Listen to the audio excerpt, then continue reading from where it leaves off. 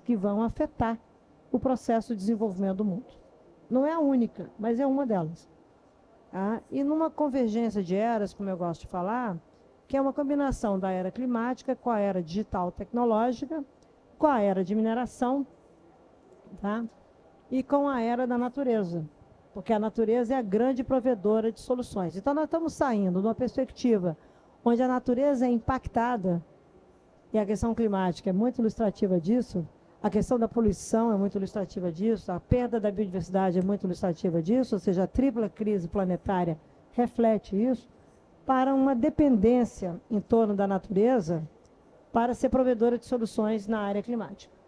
Todas as soluções climáticas dependem de eletrificação, de descarbonização, são os eixos que foram consolidados da economia, e agora o Brasil tenta, corretamente, no meu entendimento, consolidar a visão da conservação e restauração de áreas degradadas como uma área estratégica de soluções climáticas. Ora, os três dialogam com a natureza. E o que conecta as economias é exatamente a apropriação de recursos naturais, de materiais, de novos materiais, que são a solução, que vão ilustrar a solução, desde a eletrificação até uma restauração florestal competitiva que vire modelo de negócio, para que ele possa investir. Então, discutir isso na perspectiva de que os instrumentos de política ambiental que nós temos hoje no Brasil, de uma política que foi construída pelo Dr. Paulo Nogueira Neto, em 81, foi meu primeiro chefe. E essa política está simplificada do ponto de vista do entendimento da sociedade brasileira pelo licenciamento ambiental, tem algo errado na conversa. Porque o quanto que as políticas ambientais estão refletidas, por exemplo, no compromisso climático brasileiro, e como que você vai fazer políticas públicas aterrissarem para viabilizar a ambição da NDC e dos planos clima que vão vir aí para a mesa como visão do país. Por isso que eu estou tentando provocar a conversa. As coisas estão interconectadas. O que essa agenda aqui revela é que as coisas estão interconectadas. E para estar interconectadas, significa que a gente vai deixar de operar em silos, em bolhas. E precisa, para isso, ter capacidade de ambientes políticos de conversa e não de polarização, de convergência de interesses e não de politização. Os ativos políticos dele vão sair das pessoas individualmente e de instituições, como a Federação de Indústria, um ativo político, se conseguir convergir e construir modelos de negócio, políticas públicas dirigidas para modelos de negócio que gerem empresa, riqueza, etc., mas que faça a floresta não só estar de pé, mas a floresta ser um ativo do Brasil na construção dessa visão de desenvolvimento e não ser algo que é impactado. Então, para mim, é uma mudança de olhar. E as práticas de gestão ambiental são muito voltadas, principalmente práticas de ESG, etc., a um contexto em que as políticas ambientais, as políticas econômicas não estão integradas. Elas têm processos separados de tomada de decisão, elas têm motivações de tomada de decisão totalmente diferentes, e as instituições brasileiras, depois de todas as crises que elas foram expostas nos últimos anos, estão vivendo um tipping point. Então, você tem uma distância muito grande do que a sociedade demanda, do que o setor privado demanda e a relação com o setor público. Isso precisa mudar. E as políticas ambientais talvez tenham que se renovar, ir além, usar a inteligência artificial, usar o melhor da tecnologia e sofisticar os seus instrumentos de controle. Você não vai combater o desmatamento na Amazônia só com fiscalização ambiental na dimensão transnacional do crime organizado. Então, me parece, às vezes, que tem uma coisa desfocada. Então, a minha provocação a questão climática não é uma questão estritamente ambiental, é uma questão de desenvolvimento, é uma questão geopolítica, é uma questão geoeconômica.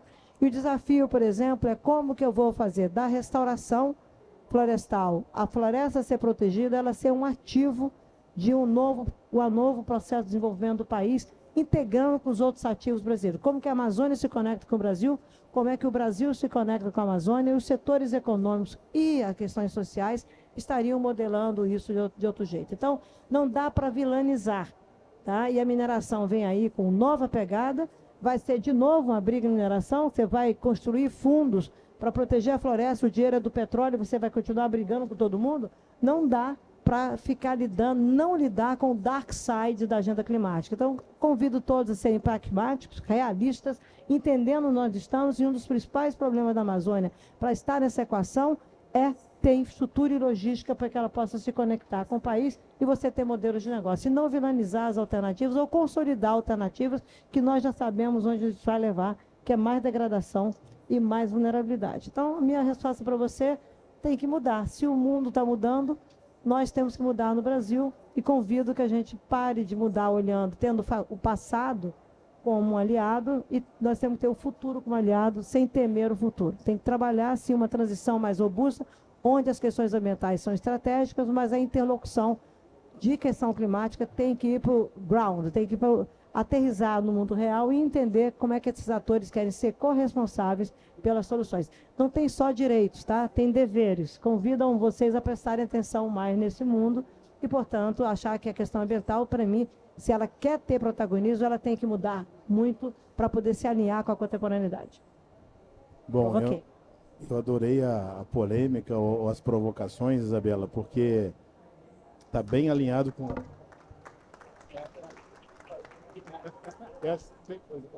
Não pode bater. Mas é muito importante que você colocou esses pontos aí, porque a polarização é um dos que eu queria destacar. A sociedade brasileira tem que mudar. A mundial e a sociedade brasileira. A Isabela falou muito do meio ambiente, de clima, mas eu trago até, por exemplo, a discussão da MP 1304 hoje de energia. O Brasil é o país que mais tem energia limpa, estamos com sobra, mas quando você vai discutir no Congresso, fica uma associação, uma puxando por seu lado, em vez de você ter uma coalizão em cima do consumo, para aumentar o consumo, para não ter curtailment, para continuar os investimentos, e você conseguir, de alguma forma, baratear para todo mundo, não só a tarifa social, não só o gás para o povo, que foram medidas maravilhosas, mas se você trouxer para a indústria, você aumenta a competitividade brasileira, com certeza, e você gera mais emprego. Então o Brasil fica muito mais forte. Então a gente tem que realmente quebrar esse, vamos chamar de paradigma, Isabela, para que a gente possa avançar. Eu sempre falo, né, e o Alex tem acompanhado mais que você, Marcelo, mas eu tenho falado muito de estar do lado da solução e construir. É mais difícil, mas no final é muito melhor. Porque criticar é fácil, principalmente quando ela não é construtiva, né? Olha só, viver de problemas só delegado, juiz e psiquiatra. Acho bom a gente mudar o jogo. Porque até quem vive de problema é delegado, juiz e psiquiatra, psicólogo, né? Ganha dinheiro com isso. Acho bom que médico, agricultor, todo mundo quer ter a solução, porque ganha dinheiro com a solução. Ninguém ganha dinheiro com... Então, por favor, mudem, por favor. E aqui, tendo você, Alex, e você, Marcelo, liderando aí o consórcio e a FIEPA, conectado à federação, à CNI, a gente tem que começar a puxar isso, né? Eu já venho puxando, mas vocês também, mas a gente tem que aumentar esse movimento. A SBCOP continua e continua também puxando isso. Mas vamos lá, Alex, chegou a sua vez. Cadê o seu slide aí? Vamos ver se vai chegar. Bom, Baranov, eu nunca invejei tanto estar no teu lugar, viu?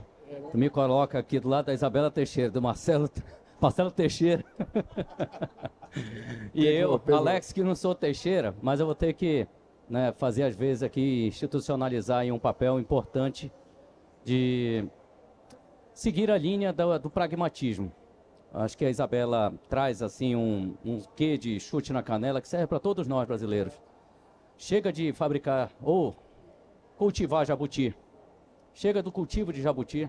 É isso que faz essa latência com que nós tenhamos regulamentos, regulações que ficam defasadas, que ficam fora do seu tempo.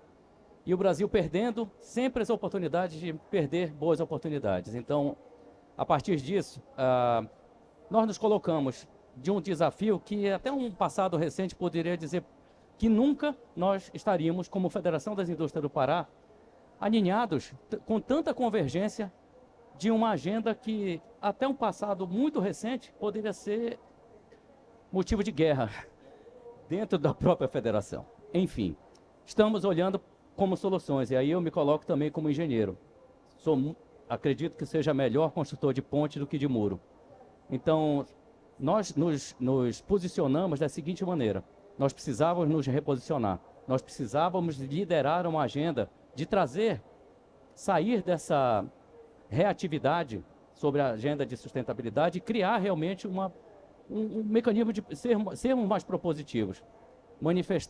soltamos um manifesto em maio de 2024, na 16ª edição da Feira da Indústria, e lá nós ousamos colocar na rua, entre aspas, um manifesto, que até naquele momento a jornada COP+, mas era um grande desafio que nós ainda estávamos naquele momento olhando para intramuros, exercitar melhor e revisitar o papel de uma representação industrial na agenda de sustentabilidade. A construção coletiva, a escuta ativa, a capacidade de reconectar e conectar novos caminhos nos levou a ter hoje uma segurança, um mandato fortificado para poder dizer sim, a indústria tem um papel diminuto nas contribuições. E a indústria paraense tem um papel realmente diminuto. E se formos colocar na balança entre as contribuições das emissões que a indústria paraense tem e o que ela faz para cumprir a legislação que nós temos que nos orgulhar, é a mais rigorosa do mundo, e que seja assim, porque nós damos valor à nossa biodiversidade. A partir disso, nós temos orgulho de dizer, a indústria do Pará está fora da latência, ela está acompanhando esse movimento que é a provocação que a Isabela Teixeira traz para a gente.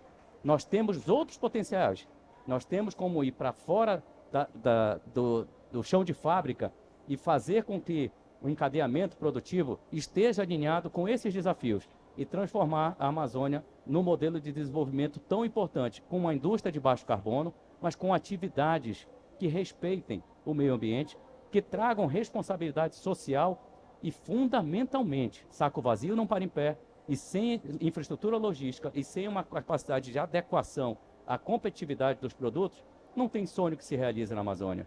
Nós vamos viver com essa água e azeite entre desenvolver, buscar empreender e o que prosperar ainda são as ilicitudes, que prosperam e prosperam a passos largos.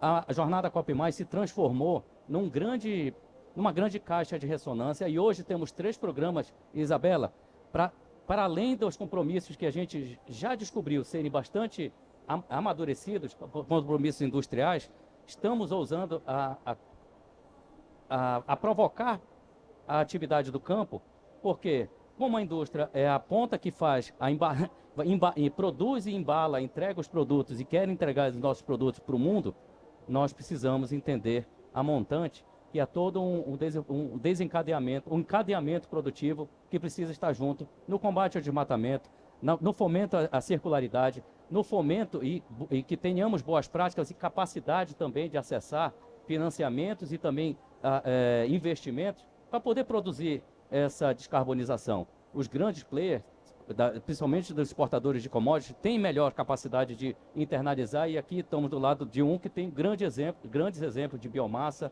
de mudança da matriz de energética, e os pequenos e médios indústrias no Pará? Eles têm essa capacidade de acessar?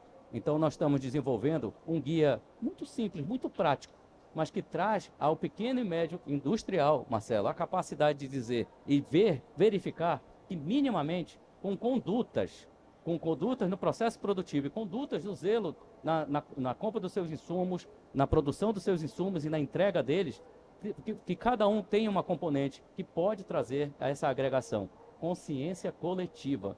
É isso que, quando nós, aqui no QR Code, que está na tela, nós produzimos na jornada COP+, são não só programas para levar adiante essa conscientização coletiva, mas que, já que estamos falando de uma agenda de implementação, o que na prática pode sair desse discurso bonitinho e que na prática possa fazer a diferença na transformação, trazendo como referência que nós não queremos sair do pedestal sobre a região mais bem conservada, mais bem regulamentada do planeta, mas que isso se cumpra, porque não adianta ter regras rígidas e que na prática as ilicitudes estejam prevalecendo. O que nós queremos é que tenha, através da atividade produtiva, nós tenhamos a garantia da conservação ambiental. Isso sim é semear, passando já a palavra para aqui o Marcelo, que é do agro, é semear uma semente boa para colher bons frutos no amanhã.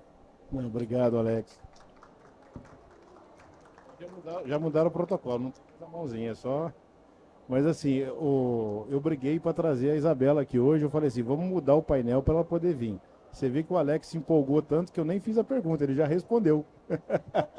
E agora Sinal que ele estudou o que você mandou para ele. ele estudou. E assim, Marcelo, Alex, eu estou mudando o nome do painel. Somos todos Teixeira. Fica mais fácil. Esse é o painel porque, né, você quer que eu faça a pergunta ou você já quer aproveitar aí? Não, faz para o pessoal. Então vamos lá, Marcelo, falando do consórcio Amazônia Legal e dos estados que ele representa, como eles podem criar incentivos e estratégias conjuntas para que as indústrias da região acelerem a sua transição energética e se torne um polo de soluções competitivas para a descarbonização global. Você estudou, né, Marcelo? Sempre. Sempre. Baranov, bom, primeiro, satisfação estar do lado aqui de dois queridos amigos. Isabela, eu sou um discípulo já há muito tempo. E esse cara aqui é o ar-condicionado da indústria paraense. Ele chegou refrigerando as coisas, mudando, sabe, uma revolução maravilhosa que eu vejo com tanta alegria. A gente tem que tomar um cuidado danado quando a gente fala de incentivo, tá? Porque na prática geral o pessoal já vai pensar em incentivo fiscal, né?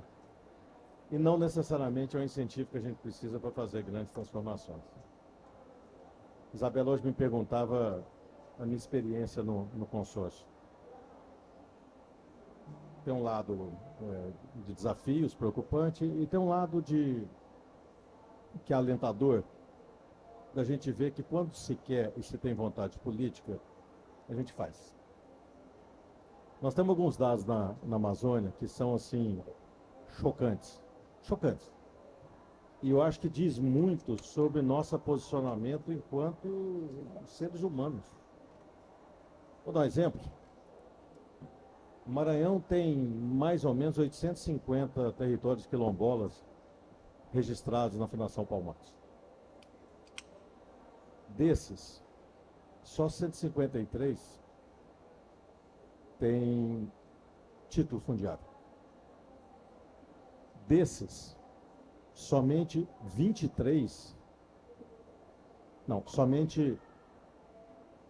23 foram regularizados nos últimos 20 anos.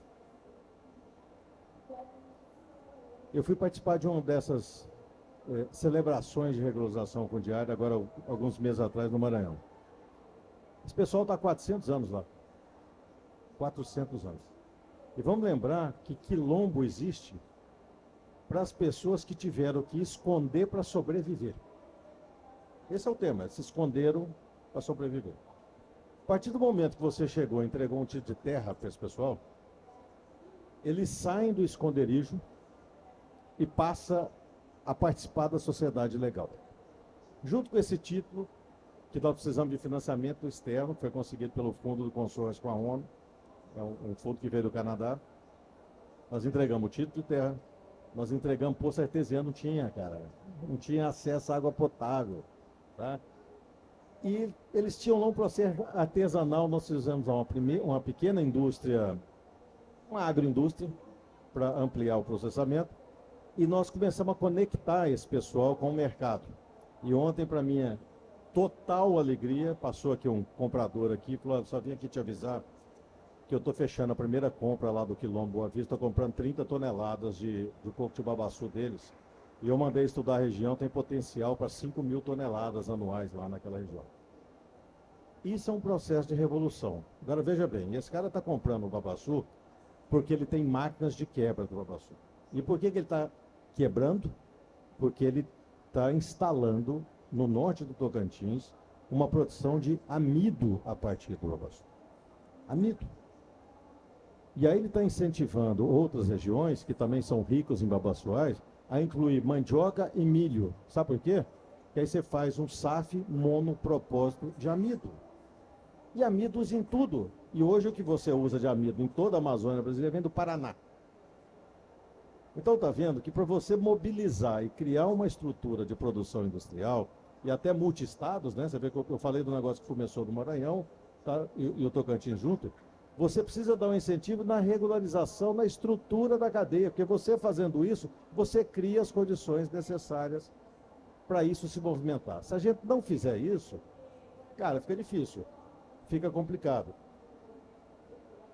não em todos os estados, mas eu já vejo em alguns estados da Amazônia esse entendimento, onde a política pública é um canal incentivador das transformações necessárias aí no campo socioeconômico e ambiental, tá? Então, pode sim os incentivos fazerem grandes mudanças, mas desde que a gente consiga fazer essa inclusão social da Amazônia, porque a coisa que mais me incomoda, sabe o que é, Baranova? Todo mês sai um índice de alguma coisa, tá? Que compara. Você olha os índices, via de regra, os 9 estados da Amazônia Legal estão nos 10 últimos locais dos índices, entre os estados brasileiros, entre os municípios brasileiros, salvo exceções, né? Zona Franca de Manaus, que lidera um processo, o agro do Mato Grosso, que lidera... Mas, via de regra, nós estamos os últimos. Então, se a gente não mudar essa realidade, aí a gente não consegue evoluir no processo industrial e no processo de agregação de valor. Obrigado, Marcelo. É muito importante ver você tocando nesses assuntos, não só da parte social, mas também na regularização fundiária e até o investimento que você citou aí do Canadá. E é muito interessante que a gente vem sempre falando, o próprio governador vem falando também, que muito se fala da Amazônia, pouco se conhece. Então eu espero que essa COP possa mudar essa mentalidade, que as pessoas que vieram aqui possam realmente entender um pouco mais de Amazônia, para que a gente direcione os investimentos. Pode falar, não é? Eu espero que sim, porque as COPs anteriores a gente tem muito relatório e de muita gente que não conhece a Amazônia, Isabela. Nunca veio aqui e entendeu as realidades da Amazônia. Tem muita coisa boa, mas tem muita coisa para você resolver. Baranova, a Isabela acho que já deve ter ouvido, e eu acho que testemunhei, inclusive, junto com ela. O Jugman disse uma vez, em público, o Brasil nunca teve um plano para a Amazônia. O Brasil agora, pode ser que nós estejamos diante de uma oportunidade do Brasil entender, de uma vez por todas, que nós fazemos parte do Brasil e nós queremos justamente contribuir para as soluções que têm que ser integradas. Então, que o Brasil reconheça a Amazônia como de fato, uma região a ser integrada e que a Amazônia se reconheça como também parte a ser integrada ao Brasil como um todo, conceitualmente e na prática. A infraestrutura, a regularização fundiária são A e B do abecedário, tá? É o início de tudo. Se nós tivermos a capacidade de nos colocarmos diante dessa oportunidade e romper de vez, seja paradigmas, sejam preconceitos, ser protagonista, né? Seja modelos de colônia, neocolônia, seja o que for, ficou para trás. Acho que é essa a grande provocação que a Isabela nos trouxe. E aqui, com muito pragmatismo, o Marcelo complementa. Temos o beabá a agir e a partir daí virar página. E liderar, né? A gente falou bastante sobre isso. Ano passado, esse ano a gente teve a primeira Semana do Clima da Amazônia aqui. Agora já lançamos a segunda aqui. A terceira aqui, a quarta aqui. Semana do Clima em Nova York, legal. Londres, legal. Mas é aqui que as coisas acontecem. Somos referências em preservação, concorda, ministro? Porque nós temos florestas, os outros não têm. Não sei se eu estou sendo... Não acho que Me ensina são aí. florestas. Eu não acho que são florestas. Eu acho que o Brasil é o país que mais produz, gera vida no planeta, por causa do sol, da água, da biomassa. E isso gera vida, produz vida no planeta. O conceito de riqueza no mundo está mudando. No mundo onde as crises globais, não as crises transnacionais ou regionais, mas as crises globais estão perdendo tração do ponto de vista da representação política, da ponto de vista da relação política do sistema de cooperação internacional, você vai deslocando essas soluções de crise para nichos específicos, que é o caso da discussão climática. Embora seja um tema global, ela não está mais refém ou circunscrita, melhor dizendo, ao sistema multilateral que nós estamos aqui fazendo parte desse debate. Ela está fora do sistema multilateral e cada vez mais o mundo vai lidar com desafios de cooperação internacional que você vai fazer multialinhamentos, países que conseguem fazer multialinhamentos, ou seja, não estão nem de um lado nem do outro. O Brasil é um caso. Tá? A gente navega pelo mundo. Isso é um ativo importante, não só diplomático, mas da capacidade de empreender, da capacidade de fazer negócios, na capacidade de que as tecnologias que geram o desenvolvimento do país são compatíveis com a ambição global e com solidariedade. Prosperidade é uma palavra que saiu da agenda global, que estava na voz nos países líderes da agenda climática. 10 anos atrás, eram os países envolvidos com os países emergentes que construíram o país para ter os Estados Unidos de volta, para ter os Estados Unidos de volta ao acordo de regime global climático. 10 anos depois, esses países como a Alemanha, como os Estados Unidos, tá, França, perderam a atração internacional por problemas domésticos. A opinião nacional influencia a postura internacional. O presidente Macron é mais popular em Belém do que em Paris. Você me desculpe, mas é verdade. Basta ver. Né? Eu acho que ele, inclusive, vai dançar, aprender a dançar as coisas típicas daqui e falar paraense, né? Nem português. Em Salvador nem se fala. E em Salvador nem se fala. Então, de repente, vai transferir o título dele e vai querer ceder o Lula, né? Pode ser alguma coisa assim, não sei. Mas está aqui na Guiana, está aqui ao lado. Então, o quanto que...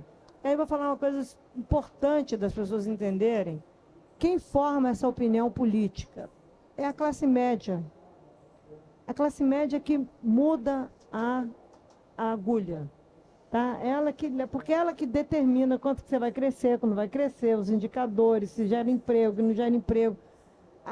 E essa capacidade de produzir, gerar classe média, flexibilizar na hierarquia, na pirâmide social, que você movimente dentro das várias classes médias, mudando o perfil de renda e mudando o status social. Foi o que aconteceu com a erradicação da extrema pobreza no Brasil, foi com isso que você lidou com a erradicação da fome. Você permite não só ter emprego e crescimento, mas tem consumo. O que está acontecendo hoje é uma mudança dessa lógica econômica, não de comércio internacional, mas de quem é capaz politicamente de ir além dos interesses nacionais. Por isso os like-minded blocks, os arranjos em torno de convergência de interesses, e que são arranjos que podem durar pouco tempo, como, por exemplo, a questão do Asian Group, ou então a própria OCDE, que antes era intocável. Meu Deus do céu, o BRICS Plus tem um PIB maior do que o G7. Se vocês tirarem, se vocês tirarem os Estados Unidos da equação do G7, tirar a China da equação do G20, o PIB é maior. Se com eles também é maior. Então tem uma nova realidade de mundo, de como é que você constrói a convergência de interesse. O Brasil é o único país do Ocidente no BRICS Plus. Ninguém se dá conta disso. Olha bem a conformação. Então, eu acho que a discussão é uma discussão, sim, sobre como é que o mundo, essa mudança de mundo, vai ajudar as sociedades a se verem no contexto de futuro e não serem colocadas à parte esperando mais 400 anos. Essa é a discussão. Quando você traz e modela, faz uma perspectiva de resolver um problema, tira os preconceitos da sala e alinha essa comunidade para ir para essa região do Maranhão, com essa comunidade, com esse quilombo, para fazer parte de uma estrutura, de uma estratégia de desenvolvimento que tem negócios no coração da história e que tem mercado, que é um mercado que todo mundo come amido, você está mudando a maneira de abordar essas vulnerabilidades e essas pessoas, essas constituintes políticas, e alinhando com uma visão de desenvolvimento onde a natureza é a grande aliada. E onde o componente social interessa, sim, para você poder reduzir a desigualdade. Além de, obviamente, a questão do racismo estrutural, aí entra uma série de outras coisas que o Brasil tem marcas profundas, cicatrizes profundas que não dá para pequenar. Então, quando você mexe com a classe média, você está mexendo com tudo isso, independentemente da fé de cada um, da religião de cada um. Eu não estou discutindo isso, até porque eu acho que Deus é brasileiro, é de baixo carbono, ainda tem um filho muito legal que é carioca. Então, tudo bem. Tá? Então, assim, eu acho que tem uma outra discussão no Brasil, que a gente tem que ver o Brasil. Não adianta a gente falar que nós temos a maior floresta tropical do mundo sem entender, sem compreender esse valor para o Brasil. O meu amigo na Alemanha quer isso protegido, o norueguês quer isso protegido. Quanto que o brasileiro quer isso protegido? Se ele quisesse de fato, a classe média brasileira tivesse de fato engajada nisso, não tinha permitido os retrocessos em relação ao desmatamento, que é crime. E uma penetração do crime organizado na Amazônia que vulnerabiliza os amazônidas que vivem aqui. Não é quem vive na floresta somente, quem vive nas cidades. Pega os dados, ela vai lançar amanhã, né? Que sai o dado de um novo perfil de crime no Brasil, vocês vão levar cada susto. Eu leio o relatório e falei, Jesus na causa.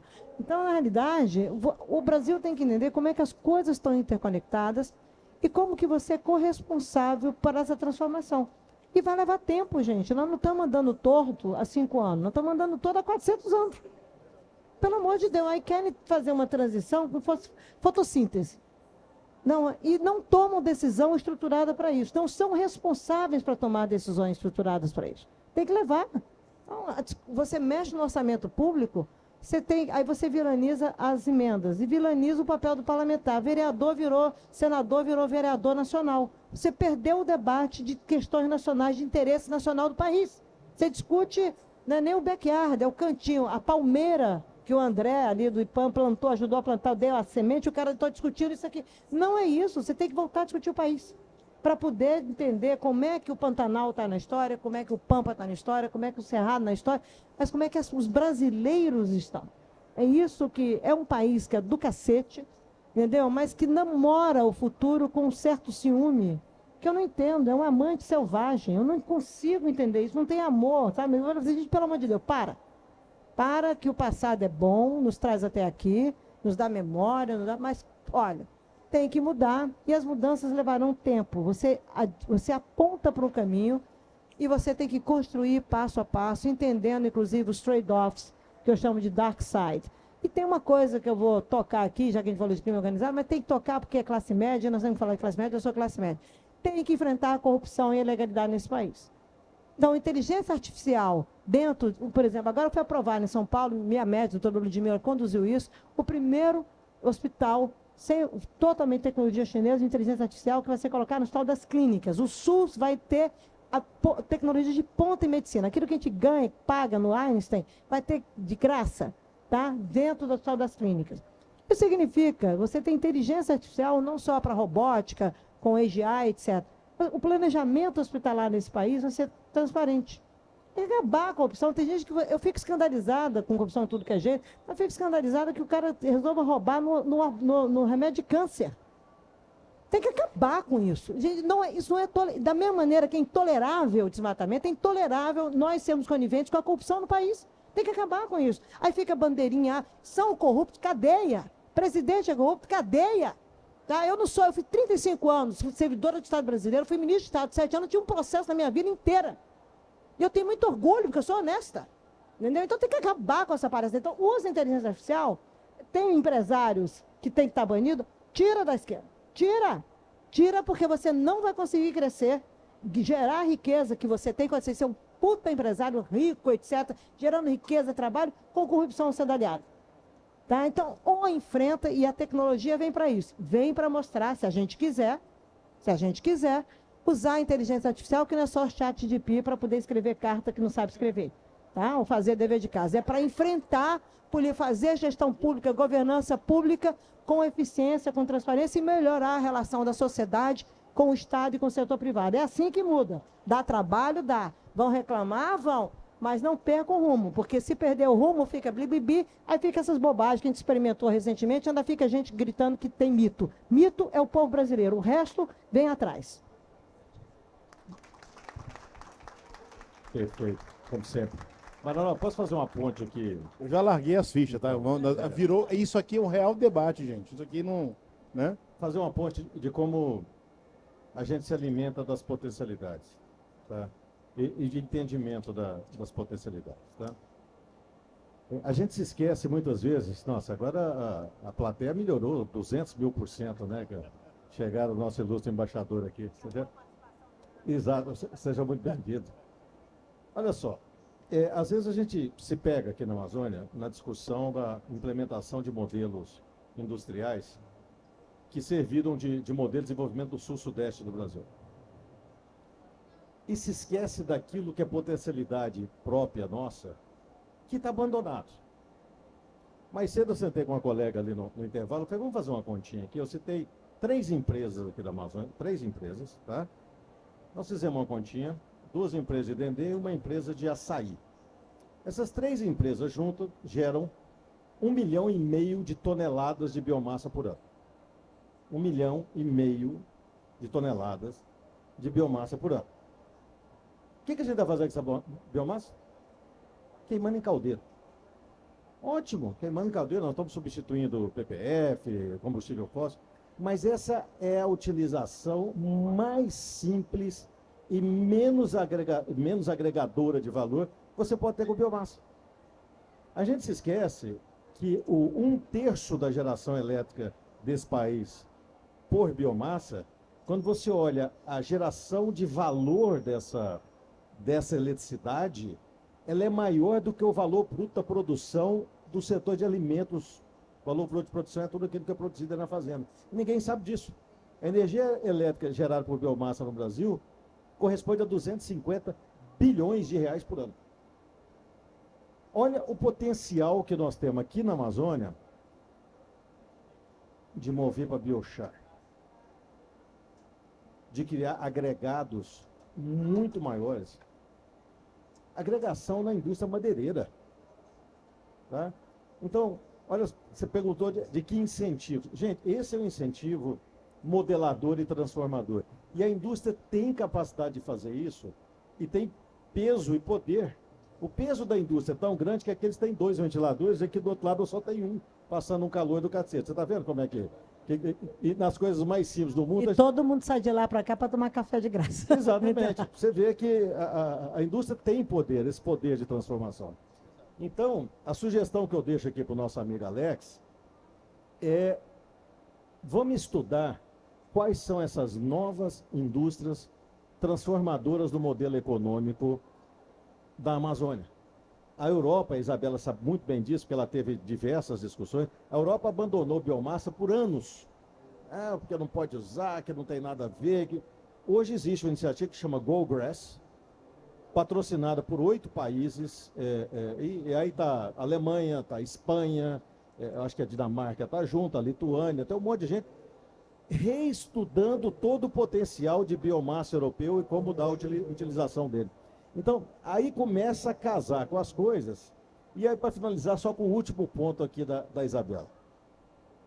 E eu quero fazer uma ponte com a chegada do meu amigo Zé aqui, com o Espírito Santo. O Espírito Santo, há mais de 2 décadas atrás, falou assim: eu vou bater de frente com o crime organizado e eu vou estruturar a governança pública desse estado. Não por nada, o Espírito Santo é o único estado que tem 70% dos CAR validados. 70%. Segundo lugar vem São Paulo. Depois vem Mato Grosso e Pará com 20 e poucos por cento. Rio Grande do Sul é 0, Santa Catarina é 0, Roraima é 0, Rondônia é 0, o que é um absurdo com 13 anos de Código Florestal. Aqui no Pará, nós precisamos tomar essa decisão. Algum momento, a gente vai ter que ter a coragem de sentar e falar: a gente precisa fazer uma reforma. Até porque foi eu que fiz o CAR, por favor, façam. Exato. Nós precisamos E eu fiz com todos os filtros que depois o governo que sucedeu tirou todos os filtros e avacalhou a base, tá? Então a gente precisa entender que as coisas têm que funcionar sob o ponto de vista legal. Se a gente, olha, qual que é a diferença de você ter uma estruturação legal e não ter? A economia normal, se você for colocar uma indústria normal aqui hoje, ou se eu for plantar soja, ou se eu for criar boi e for num banco, ele vai olhar pelo histórico de análise de risco financeiro e econômico que ele tem dos últimos 50 anos dessas cadeias, que são as cadeias convencionais da economia. Quando a gente quer evoluir em qualquer coisa que é ligada à economia verde, você precisa olhar 30 anos para frente. Não tem análise de risco econômico com histórico para você ver. Então aí vai defender de legalidade, integridade de dados, transparência de dados, para que a gente possa fazer parte dessa economia. Se não fizer isso, não dá. Então precisamos enfrentar as coisas que a Isabela colocou. E eu vou provocar uma coisa, porque tem que fazer. Para isso ficar de pé, a dona Maria e o seu Pedro devem entender o seu papel. Senão, não fica de pé. É elite conversando com a elite, tá? E eles são sempre os impactados. Então, eu estou olhando aqui o Carlinhos, o embaixador, né? O problema e ver todo esse apelo da questão florestal na Amazônia e da restauração de áreas. E a indústria florestal que o Espírito Santo também enfrentou lá atrás, da floresta plantada. Tá? Bahia, São Paulo, onde tem uma riqueza, Paraná, onde tem as maiores áreas de Mata Atlântica preservadas no país, em propriedades privadas. O ativo do setor florestal de Mata Atlântica primária no Brasil vem dessa decisão, tá? De lidar com uma indústria e lidar com o Código Florestal com um grande aliado. Aqui, você tem uma tremenda oportunidade, se você vai restaurar e está bem, fixa, e que fala, Carmo, remove markets, pode falar o que quiser. Mas tem uma coisa que dá dignidade às pessoas. E uma das coisas que dá dignidade no Brasil, qualquer brasileiro tem, você pode ver a pessoa mais pobre, a pessoa quando casa, é ter uma casa. Eu vou fazer um depoimento aqui de uma coisa muito forte, que eu nunca tinha dimensionado, que foi quando a gente foi no Minha Casa Minha Vida, com a presidente Dilma, e ela pediu que eu acompanhasse a uma visita de entrega de uma casa no Rio de Janeiro, do Minha Casa Minha Vida. E era uma moça com 2 filhas, ela era doméstica, e ela veio orgulhosamente para dizer que ela não estava ganhando aquilo. Eu parei, fiquei olhando, e a presidente olhou. Ela falou assim, eu quero lhe agradecer a chance que a senhora está me dando de poder comprar. Isso aqui não vem de graça para mim. A senhora está me dando a chance de poder pagar com o que eu ganho. Ou seja, o Estado me enxergou. E sabe por que é importante eu ter essa casa aqui? E ela olhando, a presidente olhando, eu olhando, ela falando assim, porque eu posso deixar herança para os meus filhos. Eu não vou deixar a dívida, eu vou deixar um patrimônio. Eu viro pobre falar de herança? Esse é o potencial quando você pegar essa indústria florestal e colocar, como a gente tem na Dinamarca, como a gente tem na Suécia, como a gente tem na Noruega, as estéticas das casas em madeira, com designs, é o novo código de bem-estar do mundo, e você traduzir isso numa indústria importante de habitação, para tirar as pessoas das palafitas, tirar as pessoas das faltas de condição de vida, e você passar lindamente andando pelo Rio e olhar aquela cultura local traduzir em bem-estar. E esse dinheiro não precisa vir da filantropia em projeto demonstrativo. Esse dinheiro vem da atividade econômica, é modelo de negócio, com políticas públicas que você entende que aquela população, à beira de um rio ou não, ou vivendo aqui nas cidades, tá? Aquela população ela é parte da solução climática, porque o bem-estar dela vai estar desenhado também para se adaptar às condições de mudança do clima. Isso é política pública que você enxerga o agente de transformação e não o agente de impacto. Isso é pegar uma indústria e falar, como que eu construo um negócio que eu posso ter subsídio, incentivos, tá? Com a melhor tecnologia do mundo, com designers criativos, com arquitetos criativos, que vão falar, as soluções são essas adaptadas, e essas pessoas, dignamente, vão viver em melhor condição, com a casa própria, alinhados com o que é de melhor no mundo do ponto de vista de contemporaneidade. E não achar que essas pessoas não podem ser visíveis. Se fizerem isso, vocês vão ver um alinhamento dos brasileiros, tá? E da indústria, dizendo, esses são os modelos competitivos, tecnologias de casa, na floresta, fora, e que todo mundo vai olhar, eu quero ser parte disso. Qualquer um que chegar aqui, for a Dinamarca, for a Noruega, for a Suécia, for a Finlândia, vai ver não é isso? Vai ver os novos códigos de viver, estilos. Eu gostaria de ter uma casa daquela, tá? Dialogando com a nossa cultura, com as nossas linguagens, com as nossas cores, do mesmo jeito, o Brasil transformando o problema em solução. Agora, precisa querer que a indústria seja, de fato, estruturada e estruturante de mudança de negócio, e não lavagem de dinheiro com esquentamento de floresta, porque isso eu sei, porque eu fechei muita serraria aqui, muita madeireira aqui, e eu sei a dimensão da possibilidade do crime e da lavagem. Então, não pode ser assim. A sociedade tem que pactuar que isso saia da agenda, não é que seja 100% eliminado, mas isso, o que é o crime é o menor. Você muda e não achar que o normal é conviver com isso. Por favor, fiquem indignados, por favor, briguem. Nós não toleramos isso no nosso estilo de vida. E ajudem, de fato, todos os amazônios a terem, sim, a questão do déficit habitacional desenhado com uma perspectiva contemporânea. Aí você está fazendo negócio, não está queimando biomassa, está gerando lucro, cadeias de valor estruturadas, etc., digital, tecnológico, tudo que tiver, e o valor da floresta, os estilos de vida da Amazônia preservados. Isso faz a diferença, isso exportaria para o Brasil soluções, por exemplo, para as comunidades mais vulneráveis no Rio de Janeiro, tá? Que tem lá espaço para caramba de área reflorestada, não fazem, e pegaria a indústria florestal com tecnologias que tem no Paraná, etc., e colocar no dia a dia de cada um. Isso é mudar vida, mudar a vida das pessoas com escala, com negócio gerando emprego, polos industriais, com inovação, com tecnologia, e conectando a Amazônia com o país e com o mundo. O resto, para mim, é uma perda de tempo, porque se você tirar o dinheiro da filantropia, muitos dos modelos são colocados aí e não ficam de pé. Então é importante, sim, colocar o mundo de real de negócio para ficar de pé e ser permanente, e não ser em pequena escala. Esse é um dever de casa que eu espero que daqui a 5 anos, em 2030, você me chame para eu ver, olha, mudamos a política de habitação no Pará. Eu ficaria muito feliz com isso. Sabe que Deus é brasileiro, tem um filho carioca, mas eu acho que ele deve ter um sobrinho ou um afilhado paraense. Sabe que nós já estamos fazendo isso, Isabela? Nós, na Vila da Barca, estamos fazendo, junto ao Instituto Amazônia Mais 21, a Federação das Indústrias do Pará, SESI, SENAI, e a Caixa Econômica, o Fundo Social da Caixa, estamos desenvolvendo um projeto de adentrar na comunidade palafítica da Vila da Barca e fazer uma testagem. Madeira laminada colada, tecnologia do Paraná, e trazer tecnologia e espécimes que são das nossas concessões florestais, espécimes nativas, que possam ser aderentes e congregar a tecnologia consolidada no sul e sudeste. Não pode ser pinos, não resiste, não pode ser eucalipto. Temos que ter espécimes nativas que possam conversar com as nossas intempéries e as peculiaridades do clima local, mas, de fato, e em conversa com o Ministério das Cidades, essa testagem já está engatilhada aqui, passando por todos os processos de adaptabilidade, de norma de desempenho, que nós possamos escalar isso e ter isso dentro desse espectro temporal que você coloca, Isabela. Então, já está em curso. Nós temos, assim, grandes desafios ainda pela frente, mas já não é mais uma ideia que passa a ser ainda... Já está rodando, a ampulheta já está virada e nós estamos realmente num processo de transformação. Acreditamos que não só este modelo, mas isso pode alavancar para não só a Vila da Barca, mas e ser exportado para o Brasil afora.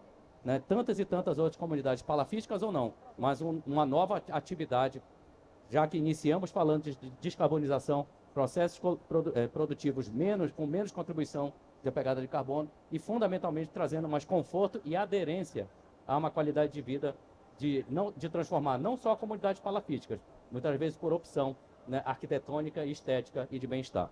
Mas olha, não é só palafítica, mas que bom. Eu sugiro que vocês dêem uma conversada, talvez o IBA pudesse promover um grande debate na Amazônia, junto com a FEPA, sobre as soluções de habitação, não só de baixa renda, as novas tecnologias da indústria florestal, tá? Os modelos de negócio e o olhar social, certamente, olhando isso como fruto pós-COP30, fruto de soluções que vão influenciar políticas públicas e vão influenciar a qualidade de vida do povo da Amazônia, dos brasileiros, porque isso vai para as comunidades mais frágeis, favelas, etc. Gente, eu dou aula em favela em São Paulo, eu olho assim, vocês sempre, quando pega fogo, não fica nada. Tá? Agora, você tem projetos lindos, de estética, de morar bem, etc., premiados internacionalmente, exatamente pelo povo da comunidade, que conhece as suas condições e quer se adaptar. Então, é uma maneira de inclusão política, não só social, é uma maneira de tirar o preconceito das pessoas, dos mais vulneráveis, e falar assim, você mora no melhor, tem melhor tecnologia hoje disponível de habitação no mundo, e sendo capaz, sim, de incentivos, subsídios, que dirijam, sim, a questão social. Se não aterrizar, continuará a conversa de elite. Tá? E não é uma conversa de elite, é uma conversa sobre desenvolvimento. E desenvolvimento tem que ter bem-estar, inclusão social, inclusão política e lidar com as desigualdades.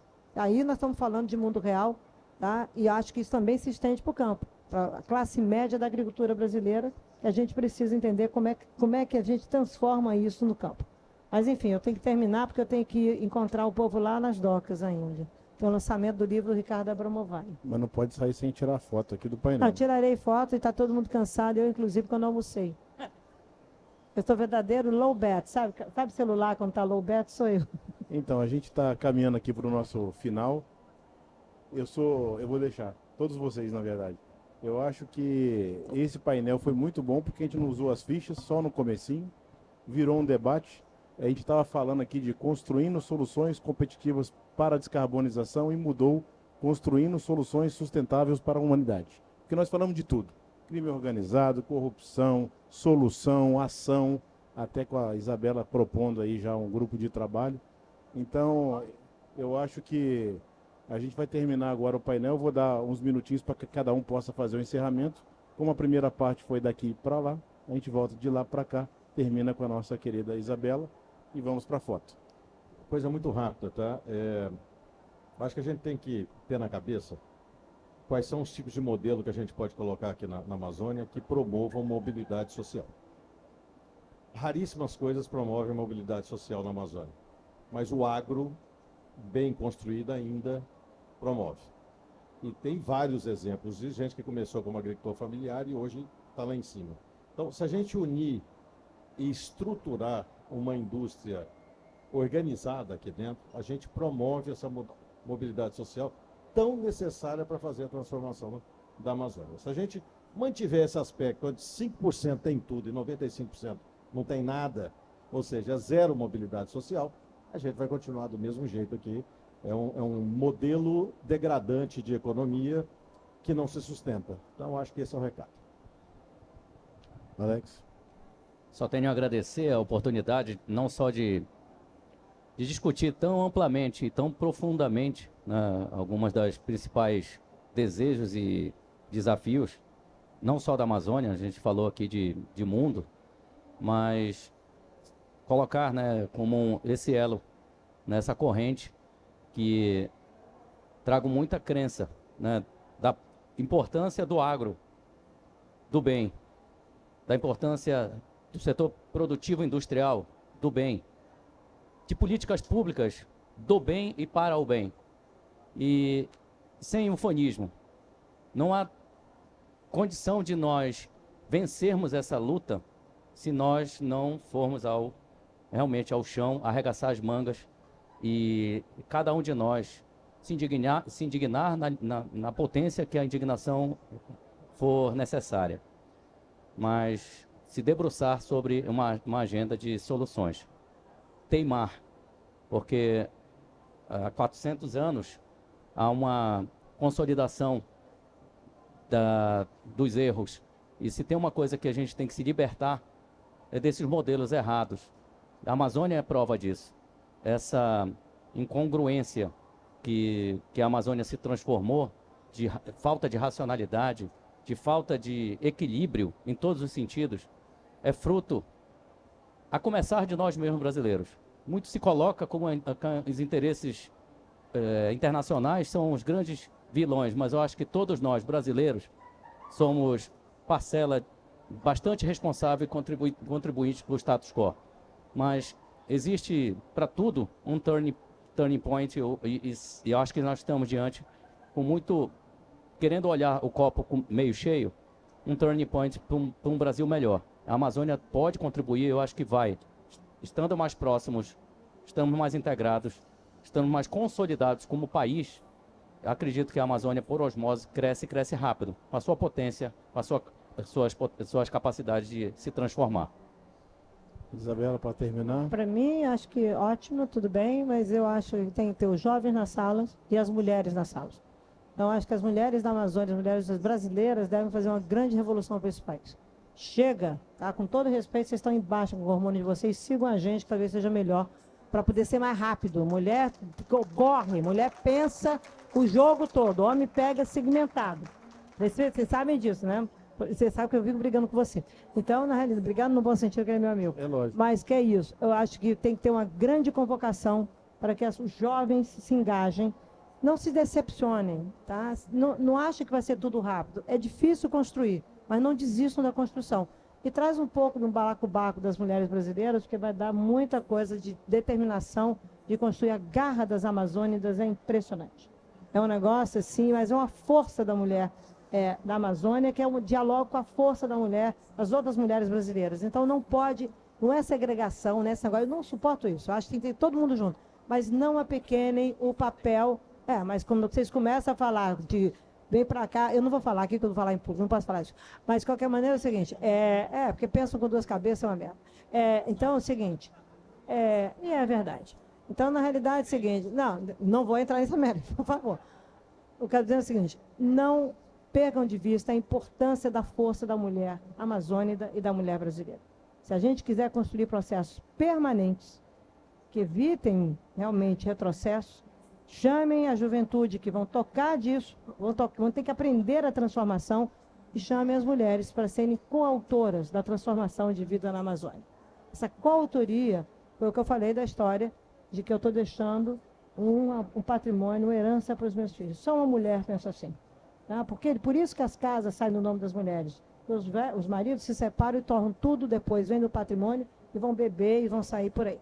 E as mulheres, por isso que as casas, os programas sociais são todos no nome da mulher.